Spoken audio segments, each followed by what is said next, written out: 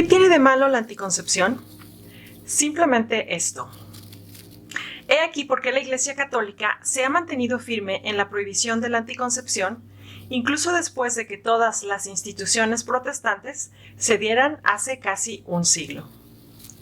Desde que me convertí al catolicismo, conozco de sobra las preguntas que me harán mis amigos evangélicos en cada encuentro. La primera suele ser acerca de la Virgen María.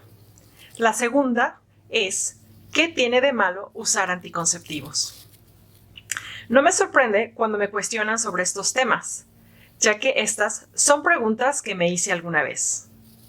Me encanta abordar la primera, pero la segunda es un campo minado de cuestiones morales y teológicas.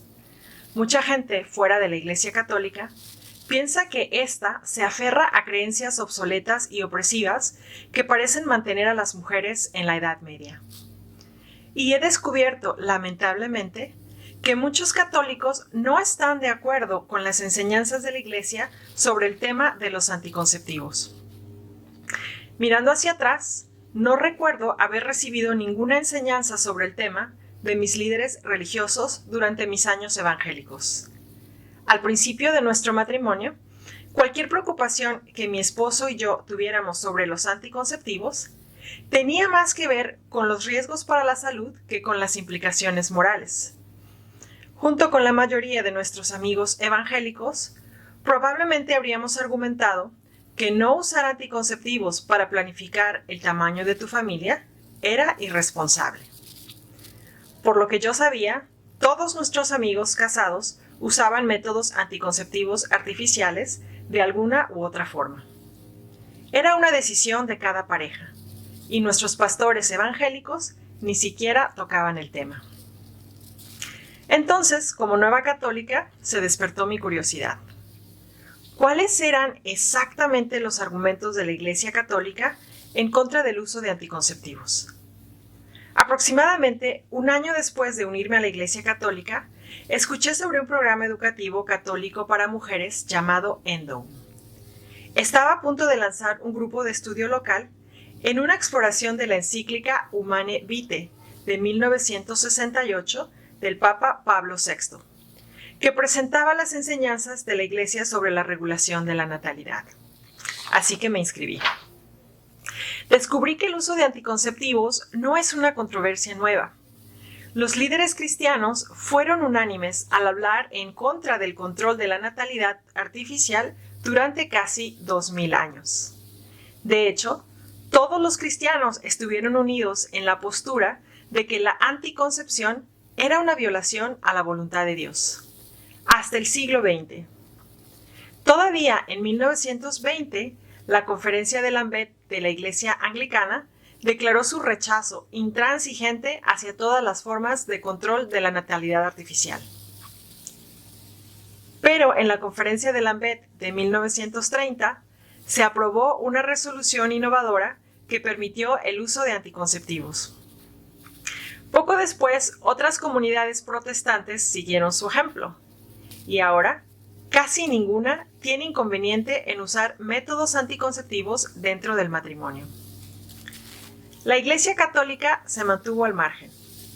Apenas unos meses después de la Conferencia de Lambeth de 1930, el Papa Pío XI emitió la encíclica Casti Connubii sobre el matrimonio cristiano, que hablaba sobre la santidad y la dignidad del matrimonio y explicaba claramente las enseñanzas de la Iglesia contra el uso de métodos anticonceptivos artificiales.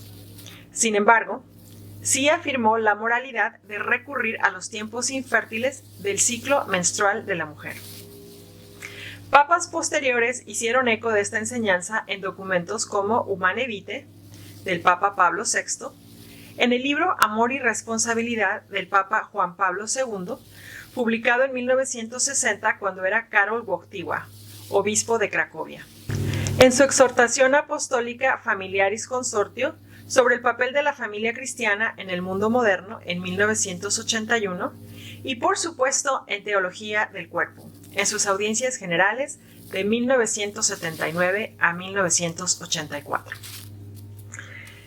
Después de leer, hablar con amigos y mucha autorreflexión, Reduje estos cuestionamientos a 4 puntos principales presentados por muchos evangélicos al defender el uso de anticonceptivos en el matrimonio. Veamos cada una y démosles respuesta. Número 1. No dice en ninguna parte de la Biblia que el control de la natalidad artificial esté prohibido. Los católicos a menudo citan la historia de Onán en Génesis como un ejemplo de cómo Dios desaprueba el control de la natalidad. Onán, hijo de Judá, recibió la orden de su padre de cumplir con su deber, según la antigua ley judía, de engendrar hijos para su hermano muerto. Onán sabía que la descendencia no sería considerada suya, por lo que derramó el semen en la tierra. Génesis 38:9. Cada vez que se acostaba con la esposa de su hermano. Lo que hizo fue desagradable a los ojos del Señor y éste lo mató. Los protestantes podrían argumentar que Dios simplemente estaba enojado con Onán por no cumplir el mandamiento de tener hijos con la esposa de su hermano muerto. Pero si leemos Deuteronomio 25, versículos del 9 al 10, está claro que la pena por esta desobediencia sería la humillación pública, no la muerte. La viuda irá a él en presencia de los ancianos y le quitará la sandalia del pie y le escupirá en la cara. Y se llamará el nombre de su casa en Israel, la casa del que le fue quitada la sandalia. Las acciones de Onán le merecieron una pena mucho más severa. Los primeros analistas judíos y cristianos creían que al derramar su semen, Onán había violado la ley natural de Dios, el diseño que incorporó a la raza humana, lo que los llevó a condenar la práctica del control de la natalidad como contraria a la ley de Dios. Número 2. El uso de anticonceptivos y por consiguiente un tamaño de familia más pequeño resultan mejores matrimonios y niños más felices y exitosos. Ser una pareja católica fiel no significa que deba tener un número ilimitado de hijos. El Catecismo de la Iglesia Católica admite que hay momentos en que los cónyuges pueden desear espaciar los nacimientos de sus hijos, utilizando un método de regulación de la natalidad basado en la autoobservación y el uso de periodos infértiles, numeral 2368 al 2370. Cuando me convertí al catolicismo, no sabía nada sobre este método a menudo llamado planificación familiar natural. Descubrí que los métodos modernos de planificación familiar natural son muy efectivos para evitar el embarazo cuando se siguen correctamente. Tan efectivos como la píldora anticonceptiva, según un informe del 2007 publicado en la principal revista médica sobre reproducción en Europa, Human Reproduction. Y son más fáciles de usar que nunca debido a los avances de la ciencia moderna. Ahora es tan sencillo como utilizar un pequeño dispositivo portátil que detecta cambios en la temperatura, la orina o la saliva, para ayudar a determinar los periodos de fertilidad. En cuanto a si el control de la natalidad artificial mejora los matrimonios, varias mujeres con las que he hablado, que recientemente comenzaron a usar la planificación familiar natural en lugar de la píldora, me contaron con entusiasmo cómo sus matrimonios se han convertido en una relación mucho más amorosa. Sí, el uso de la planificación natural familiar requiere autodisciplina, compromiso y comunicación en la pareja. Pero ¿no son precisamente estas mismas cualidades las que serían útiles en una relación madura y amorosa? Tal vez no deberíamos sorprendernos al saber que las parejas que utilizan la planificación familiar natural tienen una tasa de divorcios dramáticamente baja, menos del 1%, según la encuesta nacional de crecimiento familiar por el Dr. Robert Lerner de la Universidad de Chicago, año 2000. En la sociedad en general, la tasa de divorcio se ha disparado desde la década de 1960, lo que va en contra de la afirmación de que el uso de métodos anticonceptivos artificiales ha sido una bendición para los matrimonios. Se ha postulado en algunos estudios que nuestras altas tasas de divorcio se deben en parte a que las parejas ahora pueden retrasar la paternidad y tener menos hijos.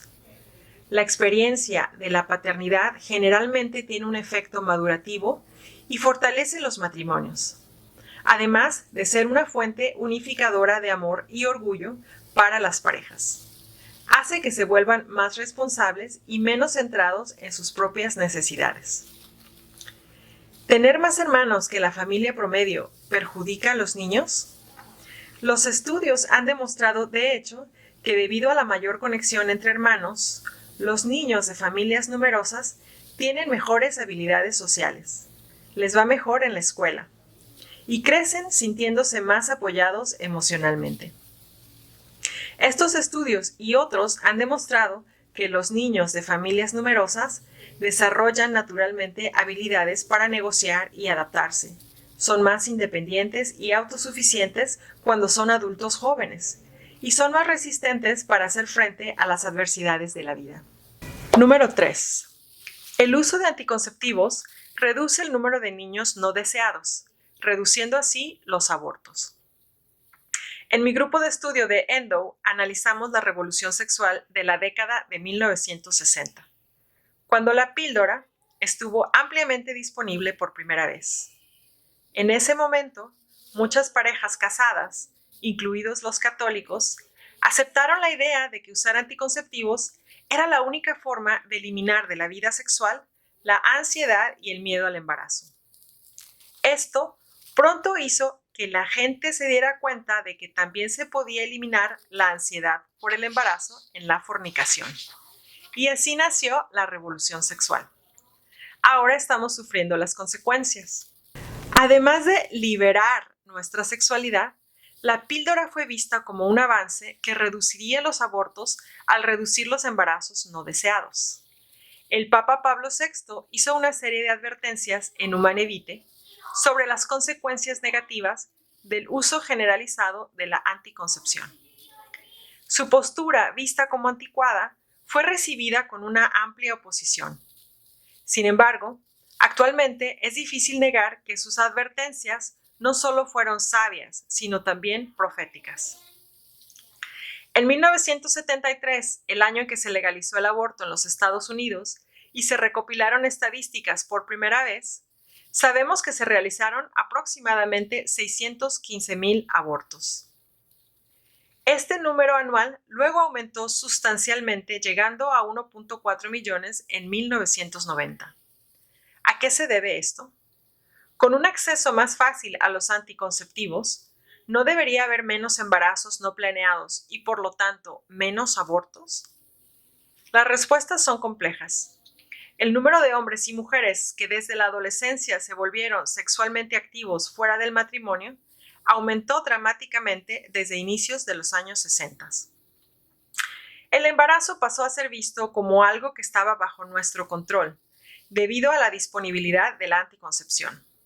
Por lo tanto, hubo un cambio en la forma en que se vería a los niños.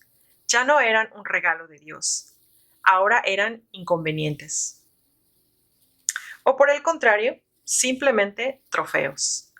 Hoy en día, si ocurre un embarazo no planeado, cuando los anticonceptivos no se usan correctamente o simplemente no se usan, la primera reacción para muchos es terminar con el problema. La percepción sobre el carácter sagrado de la vida es mucho más trivial y arrogante. Muchos consideran ahora el aborto como una mera opción más en una gama de derechos reproductivos. Número 4. El uso de anticonceptivos ayuda a las mujeres a obtener mayor libertad, prosperidad y control sobre sus vidas. Otra de las predicciones del Papa Pablo VI fue que el uso generalizado de anticonceptivos conduciría a un desprecio general por el bienestar físico y psicológico de la mujer. Aquí nuevamente sus palabras han demostrado ser proféticas. Se podría decir que la revolución sexual ha hecho más por los hombres que por las mujeres. Los hombres tienen un acceso mucho más fácil al sexo en comparación con el pasado, cuando el precio del sexo para los hombres jóvenes era casarse, actuar con responsabilidad y quedarse. El ascenso de la pornografía que se está filtrando en los principales medios de comunicación es un asalto al bienestar de la mujer. Desde una edad muy temprana, las niñas están sujetas a la presión de ajustarse a la norma del sexo sin ataduras y el comportamiento promiscuo como se proyecta en las películas, los programas de televisión y las revistas que están por todas partes. Todo esto ha ayudado a solidificar la imagen de la mujer como un objeto sexual. La gran cantidad de mujeres jóvenes que se ven obligadas a ejercer la prostitución en todo el mundo y las altas tasas de abuso sexual de niñas y mujeres, incluso en nuestro propio país, arrojan una sombra oscura sobre los esperados beneficios de la liberación sexual, provocados por la accesibilidad a la anticoncepción. Las estadísticas actuales sobre el número de madres solteras que viven en la pobreza contradicen la idea de que la vida de la mujer mejoraría sustancialmente con la llegada del control de la natalidad artificial. De 1960 a 2000, la proporción de niños en familias monoparentales encabezadas por mujeres se triplicó con creces en Europa y América del Norte. Y muchos estudios han demostrado que provenir de familias monoparentales juega un papel importante en la persistencia de la pobreza. Aunque hay más mujeres que nunca en la fuerza laboral, las estadísticas del gobierno muestran que las tasas de pobreza entre las mujeres están aumentando. A primera vista, las enseñanzas inmutables de la Iglesia Católica, a medida que avanza la historia, no siempre son fáciles de seguir o comprender. Como sabemos, muchos de los propios seguidores de Cristo quedaron estupefactos ante algunas de sus exhortaciones y enseñanzas. Pero a medida que la Iglesia nos llama a poner nuestra confianza en Dios y defender virtudes eternas como la fidelidad y el dominio propio, encontraremos una gran sabiduría y un gran amor esperando ser redescubiertos.